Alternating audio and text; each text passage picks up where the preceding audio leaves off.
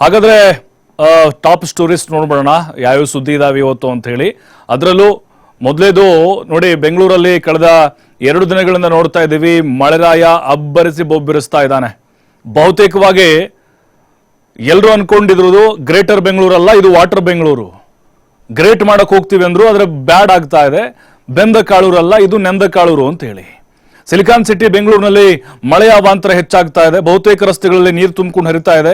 ಹಲವು ಮರಗಳು ರಸ್ತೆ ಮೇಲೆ ಉರುಳಿ ಬಿದ್ದಿದ್ದಾವ ಮರಗಳು. ಏನು ಸಾಯಿ ಲೇಔಟ್ನಲ್ಲಿ ಜಲ ದಿಗ್ಬಂಧನವೇ ಆಗಿದೆ. ಜನ ಹಿಡಿ ಶಾಪ ಹಾಕ್ತಾ ಇದ್ದಾರೆ. ಏನು ಇದೇ ಸಂದರ್ಭದಲ್ಲಿ ಸರ್ಕಾರದ ವಿರುದ್ಧ ಬಿಜೆಪಿ ನಾಯಕರು ವಾಗ್ದಾಳಿ ನಡೆಸ್ತಾ ಇದ್ದಾರೆ. ಧಾರಾಕಾರ ಮಳೆಯಿಂದಾಗಿ ಬೆಂಗಳೂರಿನಲ್ಲಿ ಹಲವು ಸಮಸ್ಯೆಗಳು ಶುರುವಾಗಿದ್ದಾವೆ. ಹಾಗಾಗಿನೇ ಬಿಜೆಪಿ ನಾಯಕರು ಮಳೆ ಹಾನಿ ಪ್ರದೇಶಕ್ಕೆ ತೆರಳಿ ಪರಿಶೀಲನೆಯನ್ನ ನಡೆಸಿದ್ದಾರೆ. ಸಿಲ್ಕ್ ಬೋರ್ಡ್ನ ಮಳೆ ಹಾನಿ ಪ್ರದೇಶಗಳಿಗೆ ರಾಜ್ಯಾಧ್ಯಕ್ಷ ವಿಜೇಂದ್ರ, ಪ್ರತಿಪಕ್ಷ ನಾಯಕ ಅಶೋಕ್ ಭೇಟಿ ಕೊಟ್ಟು ಪರಿಶೀಲನೆ ನಡೆಸಿದ್ರು. ಇನ್ನು ಡಿ ಕೆ ಶಿವಕುಮಾರ್ ಮಾತನಾಡಿ, ಬೆಂಗಳೂರು ರಕ್ಷಣೆ ನಮ್ಮ ಜವಾಬ್ದಾರಿ ಅಂತ ಹೇಳಿದ್ದಾರೆ. ಇದು ಪೊಲಿಟಿಕಲ್ ಆಂಗಲ್, ಮಳೆಯ ವಿಚಾರಕ್ಕೆ ಸಂಬಂಧಪಟ್ಟಂತೆ. ಏನು ಸುದ್ದಿ 3, ಕಡಲ ನಗರಗಳಲ್ಲೂ ಕೂಡ ಭಾರಿ ಮಳೆ ಆಗ್ತಾ ಇದೆ. ಮಂಗಳೂರಿನಲ್ಲಿ ಮಹಾಮಳೆಗೆ ಭಾರಿ ಅವಾಂತರ ಸೃಷ್ಟಿಯಾಗಿದೆ. ಬಹುಮಹಡಿ ಕಟ್ಟಡದ ತಡೆಗೋಡೆ ಕುಸಿತಗೊಂಡಿದೆ. ಮಂಗಳೂರಿನ ಕೊಡಿಯಾಲ್ ಗುತ್ತುವಿನಲ್ಲಿ ಈ ಘಟನೆ ನಡೆದಿದೆ. ಅದೃಷ್ಟವಶಾತ್ ಯಾವುದೇ ಪ್ರಾಣಹಾನಿ ಸಂಭವಿಸಿಲ್ಲ. ಅಲ್ಲೂ ಕೂಡ ಬಹಳ ದೊಡ್ಡ ಮಟ್ಟದ ಅನಾಹುತಗಳು ಸೃಷ್ಟಿಯಾಗುವಂತಹ ಸಾಧ್ಯತೆಗಳಿದ್ದಾವೆ. ಇನ್ನು ಕಲ್ಯಾಣ ಕರ್ನಾಟಕ ಭಾಗದಲ್ಲೂ ಕೂಡ ನಿರಂತರವಾಗಿ ಮಳೆ ಆಗ್ತಾ ಇದೆ. ಬಳ್ಳಾರಿಯಲ್ಲಿ 2 ದಿನ ಸುರಿದಂತಹ ಮಳೆಗೆ 10 ಸಮಸ್ಯೆಗಳು ಶುರುವಾಗ್ಬಿಟ್ಟಿದ್ದಾವೆ. ಜೋಳ ಸಂಗ್ರಹಿಸಿಟ್ಟಿದ್ರು ರೈತರು. ಆ ಒಂದು ಕೇಂದ್ರಕ್ಕೆ ನೀರು ನುಗ್ಗಿ ಜೋಳ ಸಂಪೂರ್ಣವಾಗಿ ಹಾನಿಗೊಳಗಾಗಿದೆ. ಸಿರುಗುಪ್ಪದ ಜೋಳ ಖರೀದಿ ಕೇಂದ್ರದಲ್ಲಿ ಈ ಅವಾಂತರ ಸೃಷ್ಟಿಯಾಗಿದೆ. ಇನ್ನು ನೋಡಿ, ಎಲ್ಲ ಕಡೆ ಮಳೆ ಆಗ್ತಾ ಇದೆ, ಕೆರೆ ಕಟ್ಟೆಗಳು ತುಂಬ್ತಾ ಇದೆ ಅಂತ ನಾವೆಲ್ಲ ಅನ್ಕೊಂಡಿದೀವಿ. ಆದರೆ ಮೈಸೂರಿನಲ್ಲಿ ನೋಡಿ ಮಳೆ ಆಗ್ತಾ ಇದೆ ರಾಜ್ಯಾದ್ಯಂತ. ಆದ್ರೆ ಅಲ್ಲಿ ನೀರಿಗಾಗಿ ಹಾಹಾಕಾರ ಶುರುವಾಗಿದೆ. ನಂಜನಗೂಡಿನ ಹುಲ್ಲಹಳ್ಳಿ ಕಪಿಲಾ ನದಿ ಇದ್ರೂ ಕೂಡ ಕುಡಿಯೋ ನೀರಿಲ್ಲದೆ ಜನ ನಿತ್ಯ ನರಕಯಾತನೆಯನ್ನು ಅನುಭವಿಸ್ತಾ ಇದ್ದಾರೆ. ನೋಡಿ ಎಂಥ ದುರಂತ ಅಲ್ವಾ. ಕಪಿಲಾ ನದಿ ಇದ್ರೂ ಕೂಡ ನೀರಿದೆ, ಆದರೆ ಕುಡಿಯೋಕೆ ಗ್ರಾಮಗಳಿಗೆ ನೀರು ಬರ್ತಾ ಇಲ್ಲ. ಇದು 5ನೇ ಸುದ್ದಿ ಆಯಿತು. ನೋಡಿ, ಇನ್ನು ಪಾಲಿಟಿಕ್ಸ್ಗೆ ಬರೋದಾದ್ರೆ ನಾವು, ಸಚಿವ KH ಮುನಿಯಪ್ಪ ಈಗ ಮರಳಿ ಎಂಟ್ರಿ ಕೊಡೋಕೆ ತಯಾರಾಗಿದ್ದಾರೆ. ಕೋಲಾರ ಪಾಲಿಟಿಕ್ಸ್ಗೆ ಎಂಟ್ರಿ ಕೊಟ್ಟಿದ್ದಾರೆ. ವಿರೋಧಿ ಬಣ ಆಕ್ಟಿವ್ ಆಗಿದೆ ಅವರದ್ದು. ಹಾಗಾಗಿ ಅವರು ಸುಮ್ಮನೆ ಕೂತಿಲ್ಲ, ಆಕ್ಟಿವ್ ಆಗಿದ್ದಾರೆ. ಹಳೆಯ ಮನೆಯನ್ನ ನವೀಕರಣ ಮಾಡಿಸ್ತಾ ಇದ್ದು MC ಸುಧಾಕರ್, ರಮೇಶ್ ಕುಮಾರ್ ಬಣಕ್ಕೆ ಮುನಿಯಪ್ಪ ಕೌಂಟರ್ ಕೊಡ್ತಾ ಇದ್ದಾರೆ. ಅಂದ್ರೆ ಈಗ ಅವರು MP ಎಲೆಕ್ಷನ್ ಸೋತಾದ ಮೇಲೆ ವಿಧಾನಸಭಾ ಚುನಾವಣೆಗೆ ನಿಂತು ಗೆದ್ದು ಸಚಿವರು ಕೂಡ ಆದ್ರು. ಅವ್ರ ಹಳೆಯಂಗೆ ಟಿಕೆಟ್ ತಪ್ಪಿಸಿದ್ರು.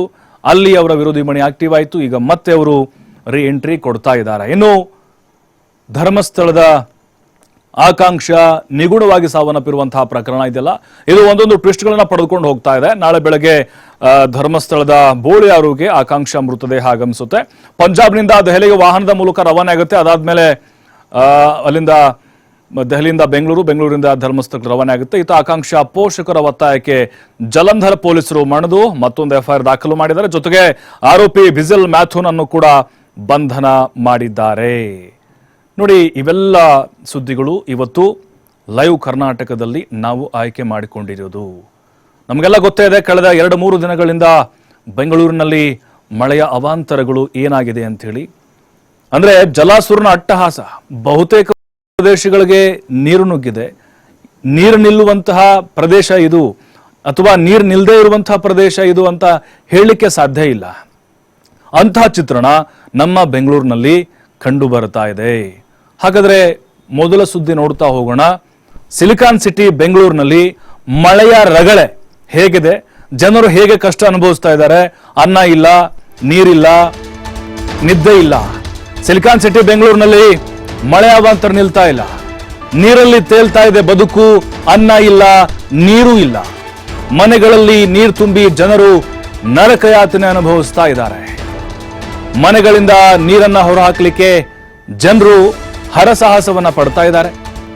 ಮನೆ ಒಳಗಡೆ ಬರ್ತಾ ಇದ್ದಾವೆ ಹಾವು, ಚೇಳುಗಳು, ಹುಳುಗಳು. ಬಹುತೇಕ ರಸ್ತೆಗಳು ತುಂಬಿ ಹರಿತಾ ಇದ್ದಾವೆ. ನೀವೆಲ್ಲ ಜೋಗ್ ಫಾಲ್ಸು, ಗೋಕಾಕ್ ಫಾಲ್ಸ್ ಎಲ್ಲ ಹೋಗೋದು ಬೇಡ. ಬೆಂಗಳೂರಲ್ಲಿ ಯಾವುದಾದ್ರೂ ಒಂದು ಫ್ಲೈಓವರ್ ಕೆಳಗಡೆ ನಿಂತ್ಕೊಂಡ್ರೆ ಸಾಕು, ನಿಮಗೆ ಅದೇ ಫೀಲ್ ಆಗುತ್ತೆ. ಸಾಕಷ್ಟು ಕಡೆಗಳಲ್ಲಿ ಕೃತಕ ಫಾಲ್ಸ್ಗಳು ಕೂಡ ನಿರ್ಮಾಣ ಆಗಿದ್ದಾವೆ. ಸಾಯಿ ಲೇಔಟ್ ನಿವಾಸಿಗಳು ನೋಡಿ, ಸಾಯಿ ಲೇಔಟ್ ಅಲ್ಲ, ಅದು ಸಾಯೋ ಲೇಔಟ್, ಸಾಯುವ ಲೇಔಟು. ಎಂಥ ನೀರು ತುಂಬಿಕೊಂಡಿದೆ ಗೊತ್ತಾ ಅಲ್ಲಿ. ಅಲ್ಲಿ ಅನುಭವಿಸಿದವರಿಗೆ ಮಾತ್ರ ಆ ಕಷ್ಟ ಗೊತ್ತು. ರೋಗ ರುಜಿನಗಳು ಕೂಡ ಬರ್ತಾ ಇದ್ದಾವೆ ನೋಡಿ. ಬೆಂಗಳೂರಿನಲ್ಲಿ ಯಾಕೆ ಮಳೆ ಬಂದರೆ ಇಂಥ ಪರಿಸ್ಥಿತಿ ನಿರ್ಮಾಣ ಆಗುತ್ತೆ? ಯಾವುದೇ ಸರ್ಕಾರ ಬಂದರೂ ಕೂಡ ಅಷ್ಟೇ, ಇಲ್ಲಿ ನೀರನ್ನ ಸರಾಗವಾಗಿ ಹರಿಸಲಿಕ್ಕೆ ಅಥವಾ ಹರಿದು ಹೋಗಲಿಕ್ಕೆ ಬೆಂಗಳೂರಲ್ಲಿ ಇವರು ಸರಿಯಾಗಿ ಕಾಮಗಾರಿಗಳನ್ನು ವೈಜ್ಞಾನಿಕವಾಗಿ ಮಾಡಿಲ್ಲ. ಕೆರೆಗಳನ್ನು ಮುಚ್ಚಿ ಅಲ್ಲಿ ಬಿಲ್ಡಿಂಗ್ಗಳನ್ನು ಕಟ್ಟಿದ್ದಾರೆ, ಲೇಔಟ್ಗಳನ್ನು ಮಾಡಿದ್ದಾರೆ, ರಾಜಕಾಲುವೆಗಳನ್ನು ಕೂಡ ಕೊಳ್ಳೆ ಹೊಡೆದಿದ್ದಾರೆ. ಹಾಗಾಗಿ ಈಗ ನಾವು ಅನುಭವಿಸ್ತಾ ಇದ್ದೀವಿ ಅಷ್ಟೇ. ಎಲ್ಲೆಲ್ಲಿ ಈಗ ತಗ್ಗು ಪ್ರದೇಶಗಳಿಗೆ ನೀರು ನುಗ್ತಾ ಇದೆಯೋ ಅಲ್ಲೆಲ್ಲ ನೀವು ಹೋಗಿಬೇಕಾದ್ರೆ ಈ ಹಿಂದಿನ ನಕ್ಷೆ ತೆಗೆದು ನೋಡ್ರಿ. ಅಲ್ಲೇನಿತ್ತು ಮೊದಲು ಒಂದು ಕೆರೆ ಇರುತ್ತೆ ಅಥವಾ ರಾಜಕಾಲುವೆ ಇರುತ್ತೆ, ಅದು ಬಿಟ್ಟರೆ ಮತ್ತೇನೂ ಸಿಗೋದಿಲ್ಲ ನಮಗೆ. ಹಾಗಾಗಿನೇ ಈಗ ಪ್ರಕೃತಿ ಮಾತೆ ಮುನಿಸ್ಕೊಂಡು ಸೇಡನ್ನು ತೀರಿಸ್ಕೊಳ್ತಿದ್ದಾಳಷ್ಟೇ, ಬೇರೆ ಏನೂ ಇಲ್ಲ.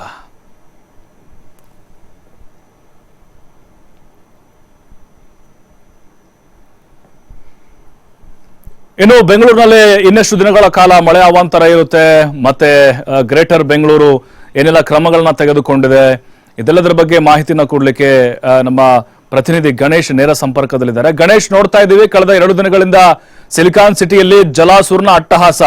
ಮಳೆ ಇನ್ನು ಎಷ್ಟು ದಿನ ಇದೇ ರೀತಿಯಾಗಿ ಮುಂದುವರಿಯುತ್ತೆ? ಬೆಂಗಳೂರಿನಲ್ಲಿ ಓವರ್ ಆಲ್ ಏನೆಲ್ಲ ಅನಾಹುತಗಳು ಸಂಭವಿಸಿದಾವೆ? ಸರ್ಕಾರ ಮತ್ತು ಪಾಲಿಕೆ ಏನೆಲ್ಲ ಕ್ರಮ ಈ ಕ್ಷಣಕ್ಕೆ ತೆಗೆದುಕೊಂಡಿದೆ? ಪ್ರಭು, ಮುಖ್ಯವಾಗಿ ಕಳೆದ 2-3 ದಿನಗಳಿಂದ ಏನು ವರ್ಣನ ಆಘಾತ ಬೆಂಗಳೂರಿಗೆ ಉಂಟಾಗಿತ್ತು, ಅದು ಇನ್ನು 24 ಅಥವಾ 26ನೇ ತಾರೀಕಿನವರೆಗೂ ಕೂಡ ಮುಂದುವರಿಲಿದೆ ಅನ್ನುವಂಥ ಮಾಹಿತಿ. ಈಗಾಗಲೇ ಹವಾಮಾನ ಇಲಾಖೆ ಕೆಲವು ಮುನ್ಸೂಚನೆ ನೀಡ್ತಾ, ಅದ್ರ ಜೊತೆಗೇನೆ ಕರ್ನಾಟಕ ವಿಪತ್ತು ನಿರ್ವಹಣಾ ಸಂಸ್ಥೆ ಏನಿದೆ 200 ಪ್ರದೇಶಗಳು, ತಗ್ಗು ಪ್ರದೇಶಗಳು ಅಂತಂದ್ರೆ ಬೆಂಗಳೂರಿನಲ್ಲಿ ಬರುವಂತಹ 8 ವಲಯಗಳಲ್ಲಿ ಯಲಹಂಕ, ಬೊಮ್ಮನಹಳ್ಳಿ, ಮಹದೇವಪುರ, ಹಾಗೇನೆ ರಾಜರಾಜೇಶ್ವರಿ ನಗರ, ಈ ರೀತಿಯ ಒಂದು 8 ವಲಯಗಳಲ್ಲೂ ಕೂಡ ಒಂದು ರೀತಿಯಲ್ಲಿ ಯಾವುದು ಡೇಂಜರ್ ಝೋನ್ ಅನ್ನುವಂತನ್ನ 2 ತಿಂಗಳ ಹಿಂದೆನೆ ಮಾಹಿತಿಯನ್ನ ಪಾಲಿಕೆಗೆ ಅಥವಾ ಸ್ಥಳೀಯ ಆಡಳಿತಕ್ಕೆ ನೀಡಿತ್ತು. ಆದ್ರೆ ಸ್ಥಳೀಯ ಆಡಳಿತ ಇದನ್ನು ಎಚ್ಚೆತ್ತುಕೊಳ್ಳದೇ ಇರುವಂತಹ ಹಿನ್ನೆಲೆಯಲ್ಲಿ ಈಗ ಪ್ರವಾಹಕ್ಕೆ ಕಾರಣ ಅನ್ನುವಂತಹ ಮಾಹಿತಿ ಬರ್ತಾ ಇದೆ. ಇನ್ನು ಯಾವ್ಯಾವ ಜಿಲ್ಲೆಗಳಲ್ಲಿ ರೆಡ್ ಅಲರ್ಟ್ಗಳಿದೆ, ಹಾಗೇನೆ ಯೆಲ್ಲೋ ಅಲರ್ಟ್ಗಳು ಯಾವ್ಯಾವ ಜಿಲ್ಲೆಗಳಲ್ಲಿ ಇರುತ್ತೆ, ಮತ್ತೆ ಮಳೆಯ ಮುಂದಿನ ಮಳೆಯ ಮುನ್ಸೂಚನೆ ಯಾವ್ಯಾವ ಇರುತ್ತೆ ಅನ್ನೋದ್ರ ಬಗ್ಗೆ ಮಾಹಿತಿ ನೀಡಲಿಕ್ಕೆ ಸ್ವತಃ ಹವಾಮಾನ ಇಲಾಖೆ ವಿಜ್ಞಾನಿಯಂತಹ ಲತಾ ಶ್ರೀಧರ್ ಅವರು ಕೂಡ ಇದ್ದಾರೆ. ಮೇಡಮ್, ಮುಖ್ಯವಾಗಿ ತಾವು ಸಂಪೂರ್ಣವಾಗಿ ಮಳೆ ಎಫೆಕ್ಟ್ ಅಂತಂದ್ರೆ ಮುಂದಿನ ದಿನಗಳಲ್ಲಿ ಮತ್ತಷ್ಟು ಮಳೆ ಆಗುತ್ತೆ ಅಂತ ತಾವು ನೀಡಿದ್ರಿ. ಯಾವ್ಯಾವ ರೀತಿ ಇರುತ್ತೆ? ಬೆಂಗಳೂರು ಯಾವ ಎಲ್ಲೋ ಅಲರ್ಟ್ ಇರುತ್ತಾ, ರೆಡ್ ಅಲರ್ಟ್ ಇರುತ್ತಾ, ಹೇಗೆ? ಇವತ್ತು ಇಂಟೆನ್ಸಿಟಿ ಪ್ರಕಾರ ಬ್ಯಾಂಗ್ಳೂರು ತುಂಬಾ ಮಳೆ ಬರಲ್ಲ, ಮೋರ್ ದ್ಯಾನ್ 12 ಸೆಂಟಿಮೀಟರ್ಸ್ ಬರಲ್ಲ. ಬಟ್ ಲಾಸ್ಟ್ 2-3 ಡೇಸ್ ಮಳೆ ಇತ್ತು, ಅದಕ್ಕೋಸ್ಕರ ಸ್ವಲ್ಪ ಇಂಪ್ಯಾಕ್ಟ್ ಜಾಸ್ತಿ ಆಗುತ್ತೆ. For that orange alert we have given. Plus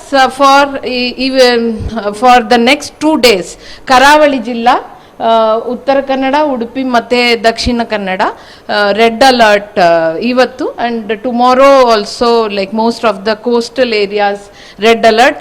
ಆಮೇಲೆ ನಮ್ಮ ಮಲೆನಾಡು, ಶಿವಮೊಗ್ಗ, ಚಿಕ್ಕಮಗಳೂರು, ಹಾಸನ, ಕೊಡಗು, ಈ ಜಿಲ್ಲೆಗಳಲ್ಲಿ ತುಂಬ ಜೋರು ಎಕ್ಸ್ಟ್ರೀಮ್ಲಿ ಹೆವಿ ರೈನ್ಫಾಲ್ 1-2 ಸ್ಥಳಗಳಲ್ಲೂ ಬರುವ ಸಾಧ್ಯತೆ ಇದೆ.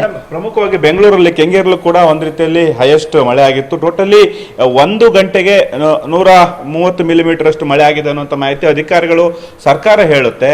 ಯಾವ್ಯಾವ ವಲಯಗಳಲ್ಲಿ ಮುಂದೆ ಅಷ್ಟು ದೊಡ್ಡ ಮಳೆ ಆಗುತ್ತೆ? ಅಷ್ಟು ಮಳೆ ಬಂದಿಲ್ಲ. ಇವತ್ತು 3 hours 11.2, ಯೆಸ್ಟರ್ಡೇಸ್ 24 hour rainfall 4 centimeters ಬಂತು. Only 1 place we have recorded 7 centimeters ಬ್ಯಾಂಗ್ಳೂರಲ್ಲಿ.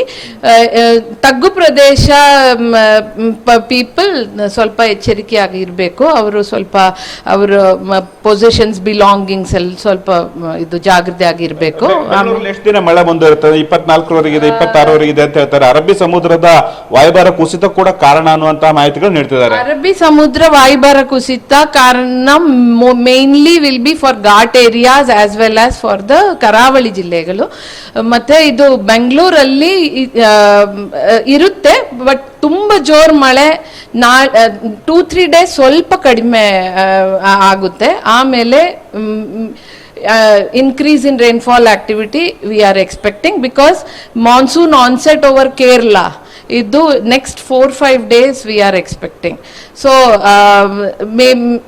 mainly normal date is 1st June.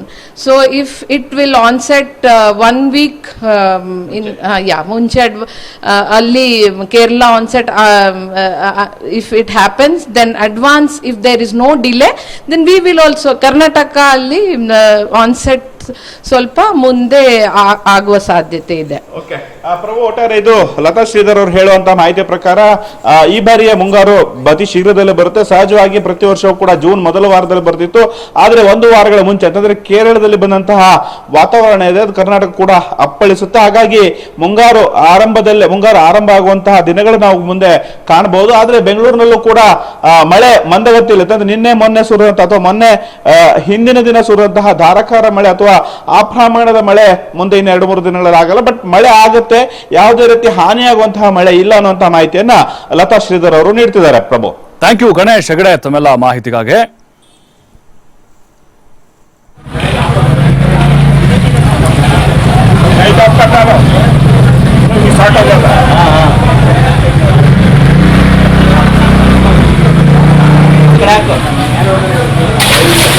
ಈ ಕಡೆ